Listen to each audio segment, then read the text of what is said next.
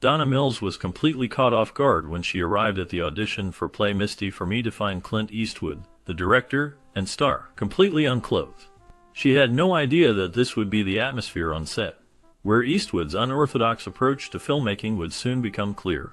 The 1971 psychological thriller marked Clint Eastwood's directorial debut and introduced audiences to a chilling tale about obsession, featuring Jessica Walter and Donna Mills in key roles. The film tells the story of Dave Garver, played by Eastwood, a radio DJ who becomes the object of an obsessive fan, Evelyn Draper, portrayed by Jessica Walter. After a brief encounter at a bar, Evelyn begins calling Dave repeatedly, requesting that he play the song Misty on air. What begins as a simple fan interaction soon spirals into terror, as Evelyn begins stalking Dave and wreaking havoc on his life. Her obsession intensifies, leading her to assault his housekeeper, destroy his personal belongings, and even threaten to kill his girlfriend Toby, played by Donna Mills. As the tension builds, the movie takes a darker turn, leaving viewers uneasy every time they hear the song Misty. Because you talk about it on your program sometimes, and I wanted to meet you. First, the script for the 1971 movie Play Misty for Me was originally conceived by Joe Hines, who had a unique background as a former model and dancer before working as a secretary. His creative ideas formed the foundation of the story, showing his ability to craft a compelling narrative. Later, the script was polished and refined by Dean Reiner, who helped shape the screenplay into a more complete and polished form. The story's journey to the big screen was facilitated by Ross Hunter, who acquired the rights to the script at Universal Pictures, a major film studio known for producing successful movies. The story itself is based on a novel written by Paul Gillette, which provided the original material that inspired the screenplay. This novel served as the source for the film's plot, characters, and themes, giving the story depth and richness. The process from novel to screenplay, and finally to film involves several key steps, including initial conception, refinement, acquisition by a studio executive, and adaptation from the literary source. All these elements combine to bring the story of Play Misty for Me to audiences, with its origins rooted in the creative efforts of Joe Hines, Dean Reiner, and Paul Gillette, under the guidance and backing of Universal Pictures and Ross Hunter. I said to myself, a nice green salad with roquefort and tomatoes, baked potato and... What's going on here? After many years working in the film industry, Clint Eastwood was given a special opportunity to make his first film as a director. Irving Leonard, who was one of the founders of the Malpaso production company, talked with Eastwood about a final film project. Leonard made sure Eastwood had the freedom to control his work, giving him artistic control over the project. This helped Eastwood feel confident and excited to take on the role of director. As he looked back on his 17 years in movies, Eastwood reflected on everything he had learned. He thought about the mistakes he made along the way, and remembered the good habits he had developed. These experiences helped him grow as an artist. Feeling ready and prepared, Eastwood wanted to create a film that showed his skills and vision. He was eager to tell stories in his own way, and this step marked a new chapter in his career. Making his directorial debut was an important moment for Eastwood, and it reflected his deep understanding of cinema, which he had built over many years. His reflection on his past helped him feel confident as he moved forward into directing his own film.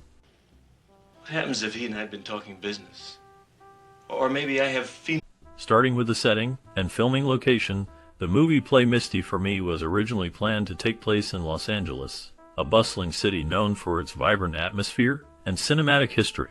However, instead of shooting in Los Angeles, the filmmakers decided to film in Carmel by the Sea, which is a peaceful town located along the California coast. This choice was made because it offered more comfortable surroundings for the cast and crew, as well as a scenic environment that suited the mood of the film. Carmel by the Sea is a small town known for its charming streets, rocky coastline, and tranquil atmosphere, making it an ideal place to capture the story's mood and setting. Filming officially began in Monterey, California, in September 1970, a month when the weather was generally mild and suitable for shooting outdoors. Monterey is just a short drive from Carmel and provides a scenic backdrop with its beautiful shoreline and historic sites. During this period, Clint Eastwood, who both directed and starred in the movie, was closely involved in the filming process. Helping him was Don Siegel, who played a supportive role by assisting Eastwood with the production activities. Not only did Siegel assist behind the scenes, but he also acted in the film, contributing to the overall production. The decision to shoot in these locations helped create the atmospheric tone of the movie and anchored the story in a realistic, yet picturesque setting that suited the thriller's mood. Filming in Carmel and Monterey gave the film a unique visual appeal and a more personal touch, as Eastwood's connection to the area added depth to the project. The natural beauty of the coastlines, combined with the intimate atmosphere of the small towns, helped make the film memorable and visually striking. And what is this, a shrunken head? Who was that guy? Does he live here? Firstly, the 1971 movie play Misty for Me was filmed at several notable locations that added authenticity to its setting. Scenes were shot at local spots, such as the Sardine Factory, which provided a coastal ambience that fittingly complemented the film's mood. The radio station Carmel was also used as a filming location, giving the movie a sense of real community and familiarity, as it was a well-known station in the area. Additionally, Clint Eastwood's own restaurant, Hog's Breath Inn, served as another important site for shooting, reflecting his personal connection to the city and the local vibe. Moreover, the music in the film plays a vital role, especially the song Misty. The rights to this iconic song were obtained after Clint Eastwood saw Errol Garner perform live at the Concord Music Festival in 1970. Impressed by Garner's performance, Eastwood decided to include Misty in the movie, which helped set the emotional tone of the story. Securing the rights to use such a famous jazz piece was crucial to the film's atmosphere, and Eastwood's personal admiration for the song's power made it a natural fit. This careful attention to location and music rights contributed significantly to the film's overall impact, blending real places and classic music to create a suspenseful and memorable thriller. Evelyn? Take it easy. In 1971, the movie play Misty for Me showcased Clint Eastwood's skills, not only as an actor but also as a director. He was very careful and detailed in planning every step of the filmmaking process. Thanks to his efficient style, the film was made with great precision, which saved money. In fact, the production cost nearly $50,000 less than its $1 million budget. This careful planning also meant the movie was finished faster than expected, allowing the crew to move on to other projects sooner. The very first scene filmed set the tone for the movie's production. It was a small but memorable cameo appearance by actor Don Siegel. Eastwood, known for his sense of humor, made Siegel do 11 takes of his part, not because he needed multiple shots, but as a joke. This playful attitude showed Eastwood's relaxed but organized approach to directing, combining professionalism with a touch of fun. His ability to keep the crew on schedule and under budget while still maintaining a positive atmosphere helped make Play Misty for Me a successful film. The careful planning, quick work, and Eastwood's sense of humor in that first scene all contributed to the film's overall quality and efficiency. Sure I'm not keeping you up. No, I rarely get to bed before 3 a.m. Later in the development of the film, Universal Studios considered casting Lee Remick for the role of Evelyn, hoping her talent and screen presence would bring depth to the character. There are also reports that Sandra Locke auditioned for the same part, reading for the role in hopes of securing a place in the film, but ultimately she was not chosen either. The studio's casting choices reflect the careful consideration given to the most suitable actress to portray Evelyn, aiming to capture her complexity and vulnerabilities. Meanwhile, there were rumors that Steve McQueen was offered the lead role, but decided to turn it down, indicating that the part could have gone to another major star of that era, which might have changed the film's dynamic significantly. Interestingly, Donna Mills, who was also associated with the project, has always denied any claims of an affair with Clint Eastwood, despite his known reputation and the persistent rumors suggesting a romantic link. Mills' denial highlights her desire to maintain her professional reputation, and it adds a layer of intrigue to the behind-the-scenes relationships among the cast members. These casting considerations and personal histories provide a glimpse into the film's production process and the personalities involved, emphasizing the complex web of decisions and rumors that often accompany Hollywood movies. See you in the AM. Certainly, here is the detailed text based on the provided summary. In her early career, Mills had a rough start.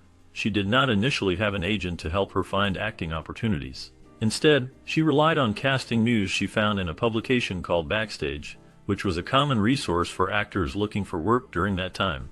Navigating this path was not easy, and often it involved risking unsafe situations as she tried to break into the industry. Despite these challenges, Mills remained determined and persistent in her pursuit of acting roles.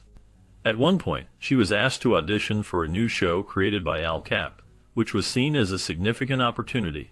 However, during her visit to his apartment for the audition, she experienced a shocking and uncomfortable moment.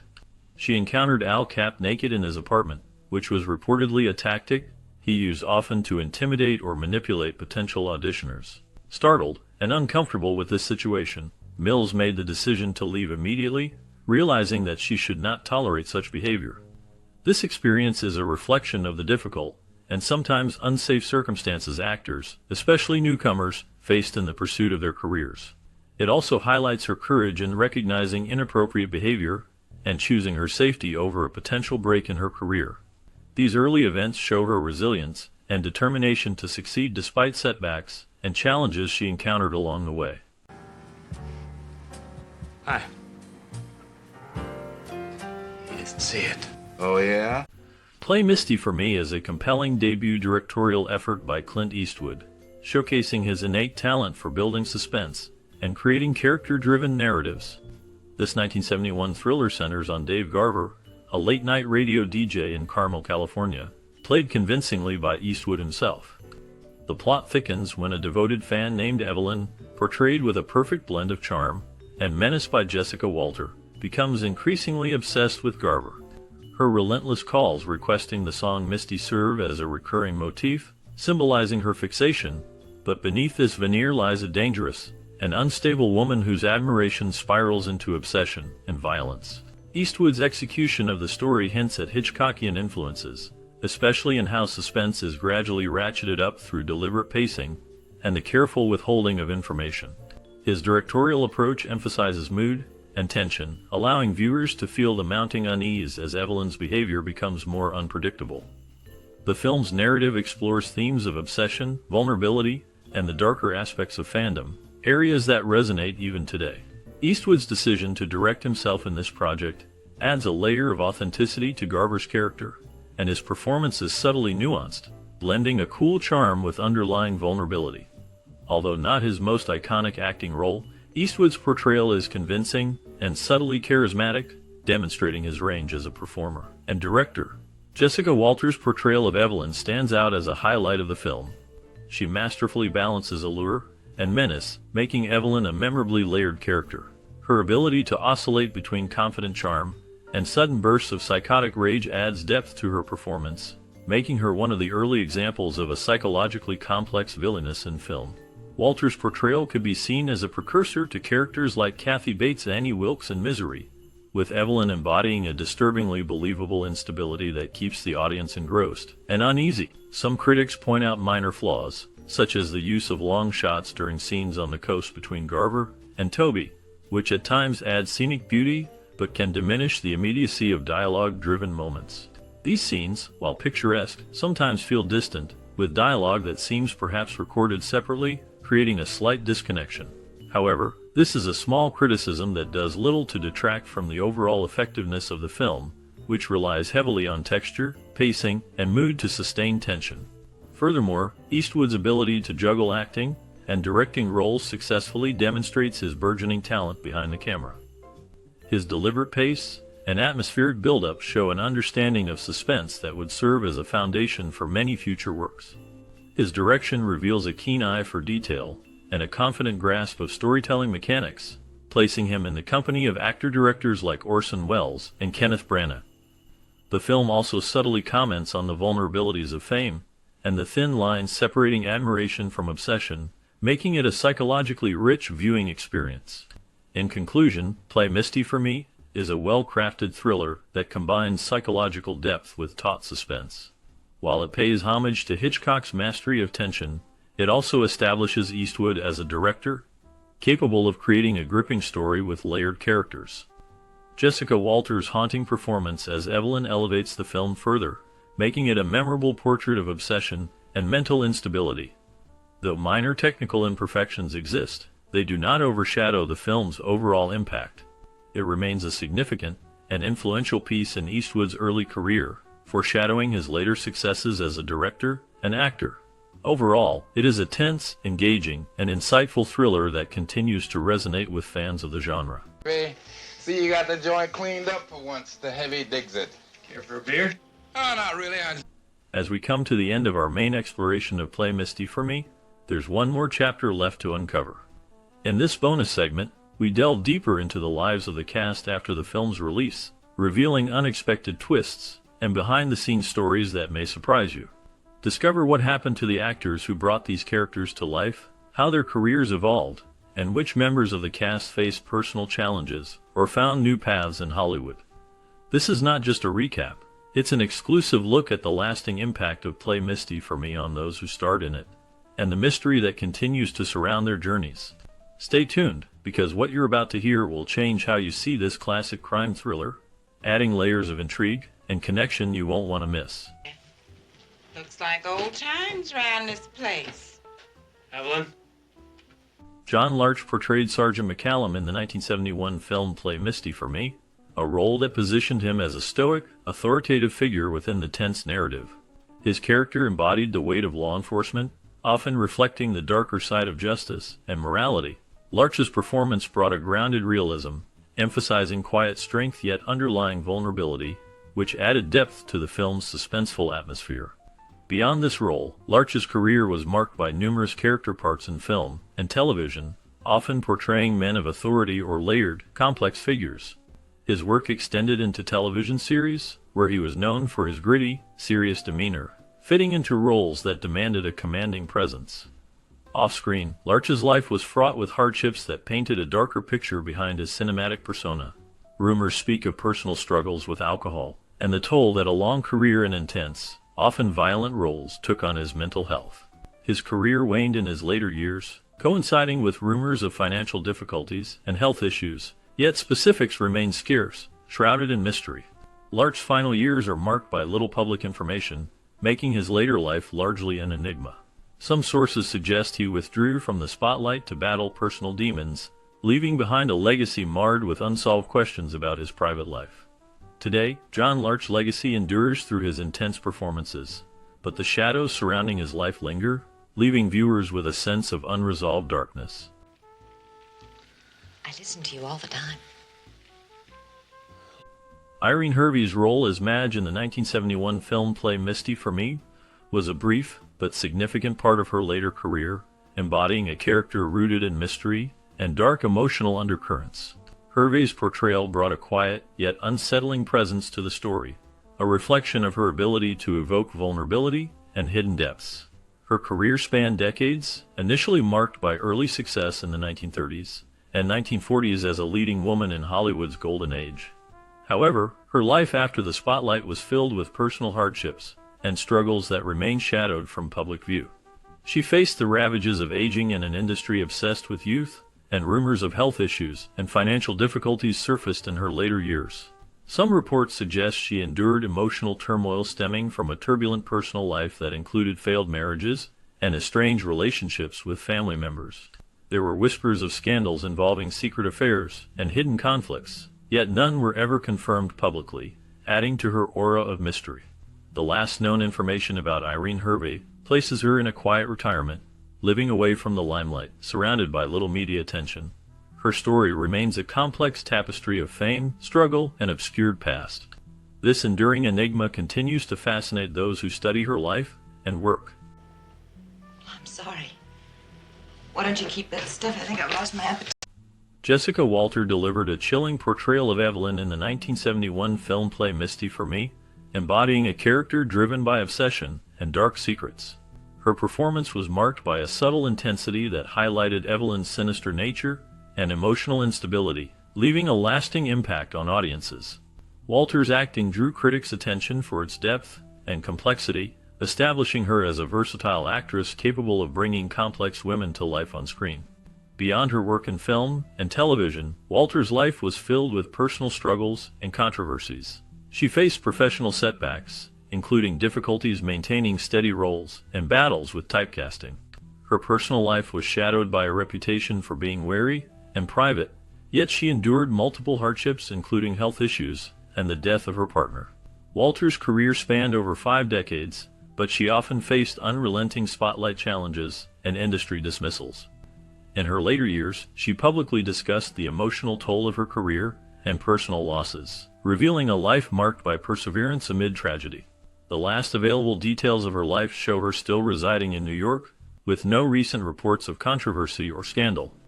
Jessica Walter passed away in 2021, leaving behind a legacy of compelling performances and a life defined by resilience amid darkness.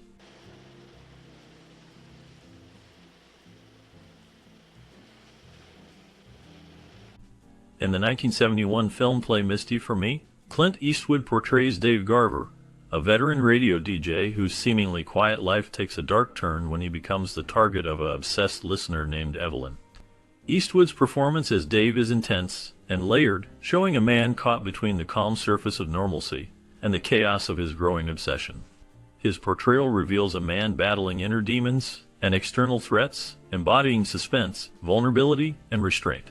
The role marked a turning point in Eastwood's acting career, showcasing his ability to carry psychological thrillers and adding depth beyond his established tough guy image. After this film, Eastwood's career soared further, transitioning effortlessly into directing, acting, and producing.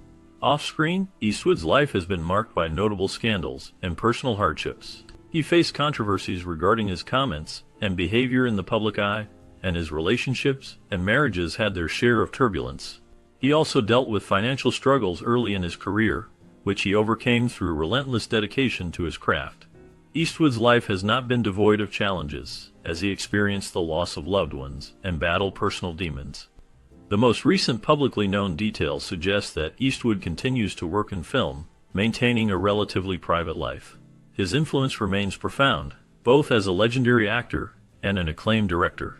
His perseverance and resilience highlight a life marked by struggle, rebirth, and relentless pursuit of his artistic vision. Looks like we found Evelyn. Donna Mills played the role of Toby in the 1971 movie play Misty for Me, a character shrouded in mystery and darkness. Toby was a pivotal figure, embodying a complex blend of vulnerability and resilience that added depth to the film's tense atmosphere. Her presence in the story brought an intriguing edge, revealing the darker undercurrents of obsession and psychological turmoil. Following her brief yet impactful appearance in the film, Mills' career transitioned into television and more diverse roles, but her life off-screen was marked by personal hardships and controversies. She faced numerous challenges, including struggles with health and relationships that cast shadows over her public image. Rumors of scandals occasionally surfaced, hinting at turbulent times that tested her resilience. Mills endured periods of financial instability and emotional distress, navigating a career that was often scrutinized under the glare of fame. Despite these struggles, she maintained her upright stance in the acting world, continuing to work and adapt. The most recent information about Donna Mills indicates she remains active behind the scenes, focusing on her passion for acting and mentoring younger talent. Her life has been a tapestry woven with storms and triumphs, yet she persists with a quiet strength. As of now, Mills keeps a low profile. Her past shadows faint, but still felt in the depths of her story. Gotta eat, David. You know what? I'm gonna whip up something right here in my own kitchen.